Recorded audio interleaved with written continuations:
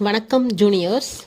ஒரு குற்றம் சாட்டப்பட்ட நபர், அதாவது அக்யூஸ்டு, சாட்சியாக விசாரிக்கப்பட வாய்ப்பு உள்ளதா? இதை சொல்கிற செக்ஷன் பார்த்தீங்கன்னா சிஆர்பிசியை பொறுத்த வரையில் 315. அதே நீங்கள் பிஎன்எஸ்எஸ் எடுத்துக்கிட்டிங்கன்னா 353. இங்கே பார்த்தீங்கன்னா 2 சப்செக்ஷன் சொல்லியிருக்காங்க. அதில் சப்செக்ஷன் 1 என்ன சொல்லுதுன்னா, ஒரு கிரிமினல் கோர்ட்டில் குற்றம் சாட்டப்பட்ட எந்த ஒரு நபரும், அதாவது எனி அக்யூஸ்டு, என்ன பண்ணலான்னா 2 விஷயம் சொல்கிறாங்க.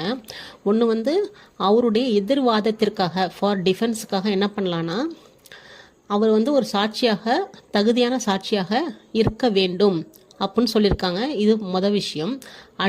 மற்றும் என்ன சொல்லியிருக்காங்கன்னா, அவருக்கு எதிராகவோ அல்லது அதே வழக்கின் விசாரணையில் அவரோட கூட இருப்பாங்க இல்லையா மற்ற அக்யூஸ்டு, அவர்களுக்கு எதிராகவோ உள்ள அந்த சார்ஜ், அந்த குற்றம் சாட்டப்பட்டிருக்காங்க இல்லையா, அந்த சார்ஜை டிஸ்ப்ரூவ் பண்ணுறதுக்கு அவர் என்ன பண்ணலான்னா, அந்த பாக்ஸில் ஏறி ஓத்தின் அடிப்படையில் சாட்சியம் அளிக்கலாம். இதுதான் அந்த சப்செக்ஷன் 1 சொல்லப்பட்ட விஷயம். இப்போ அதுக்கு கீழே பார்த்தீங்கன்னா 2 ப்ரொவிசோ இருக்குது. ஒரு ப்ரொவிசோ இருக்குது, அதில் 2 கிளாஸ் சொல்லியிருக்காங்க. அதில் கிளாஸ் ஏவை பார்த்தீங்கன்னா, அந்த நபர் சொந்த விருப்பத்தின் பேரில் மட்டும்தான் சாட்சியாக விசாரிக்கப்பட வேண்டும், விருப்பம் இல்லாமல் அவரை கம்பல் பண்ண முடியாது. இதுதான் கிளாஸ் ஏ. இதே பி எடுத்துக்கிட்டிங்கன்னா, ஒரு வேளை அந்த நபர் சாட்சியம் அளிக்க முன் வரலைன்னா என்ன பண்ணலான்னா, அந்த நீதிமன்றமோ அல்லது எந்த ஒரு தரப்பினருமோ அதை எதிர்மறையான, அதாவது அந்த அனுமானம் இருக்கு இல்லையா, பிரிசம்சன், அவருக்கு எதிராக அந்த மாதிரி எதிரான அனுமானத்தை எடுத்துக்கிற மாதிரி ஒரு விஷயத்தை இங்கே கொண்டு வரக்கூடாது அப்படின்ற மாதிரி அந்த கிளாஸ் பியில் சொல்லியிருக்காங்க. இப்போ சப்செக்ஷன் 2 பார்த்தீங்கன்னா குறிப்பிட்ட செக்ஷன்ஸ் இருக்குது.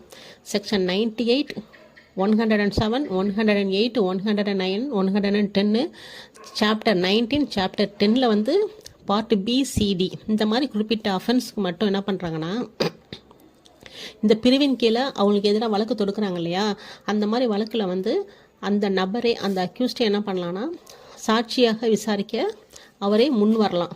இதுதான் அந்த சப்செக்ஷன் 2 சொல்லப்பட்ட விஷயம்.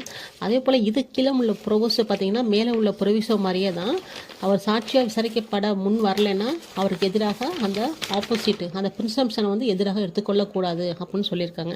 இதுதான் அந்த 315 உள்ள விஷயம். இதே நீங்கள் பிஎன்எஸ்எஸ் எடுத்துக்கிட்டிங்கன்னா 353ல் இதே சேம் கண்டென்ட் தான், எந்த ஒரு மாற்றமும் இல்லை. இதை நம்ம பொதுவாக எங்கே நம்ம அலாங் வித் பார்க்கலான்னு கேட்டிங்கன்னா, எவிடன்ஸ் ஆக்டில் செக்ஷன் 118ல் சாட்சியாக விசாரிக்க தகுதியுள்ள நபர்களுக்கு இணையாக இதை நீங்கள் அலாங் வித் பார்த்தீங்கன்னா உங்களுக்கு ஈஸியாக புரியும். சரிங்களா? தேங்க்யூ.